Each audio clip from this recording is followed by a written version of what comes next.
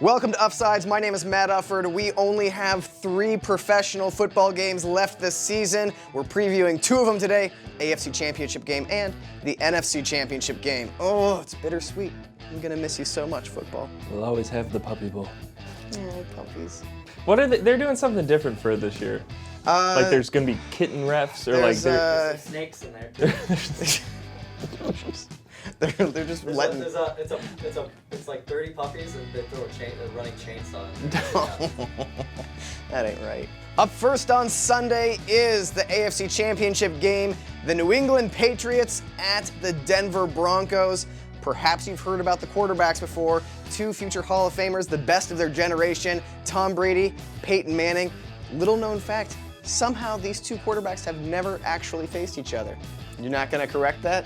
You're just gonna let that slide? All right, yeah, they've faced each other. This will be the 15th time Brady's 10-4, 4th postseason meeting. What? I feel like I would have heard about that. If the Patriots look familiar to you, that's because they're in the AFC Championship Game for the 8th time in 13 years.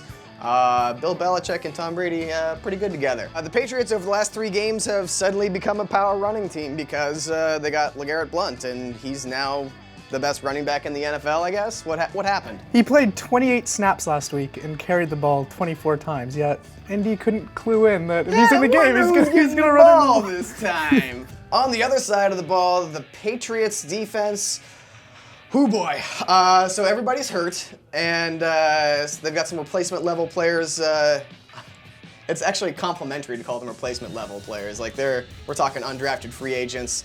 I think your dad got called in off the street and he's starting at defensive tackle this week. I wish my dad was on the Patriots. Instead of in jail. He hasn't done shit since he retired. The Broncos, offense best ever. Peyton Manning throws the ball to Wes Welker, to Demarius Thomas, Eric Decker, Julius Thomas, best quarterback of all time. They're gonna score points. Just sucked the air out of the show. Thanks a lot, Peyton. Yeah, that was all Peyton's fault. Of course, these 2 teams met earlier this season, the frozen Gillette Stadium. Broncos jumped out to a 24-0 halftime lead before the Patriots stormed back, won in overtime. 11 fumbles in that game. It was frozen. Basically, I don't want to go out on a limb here, but it's going to be nothing like that game. Broncos, obvious favorites here, favored by 4 to 4.5 points. I like the Broncos by a touchdown, I'd say. Take the points. I like the Pats. All right, we'll see. And the nightcap, oh boy. Oh boy, NFC Championship Game. And full disclosure, yes, I am a Seahawks fan. Yes, our stats guru down here, Alex, is a diehard Niners fan. This preview may get ugly, may get a little bit bloody. Much like this game, I would not be surprised if a player died on the field. No, you're gonna die on the field. Just trying to kickstart it for you guys. You're racist. Niners, Seahawks, 2 teams that are essentially the same. Terrifying defenses, Pac-12 coaches who hate each other. You got your mobile young quarterbacks, you got a run-first offense, and you got 2 teams that just hate each other. That's it. What are you worried about as a Niners fan going into the game?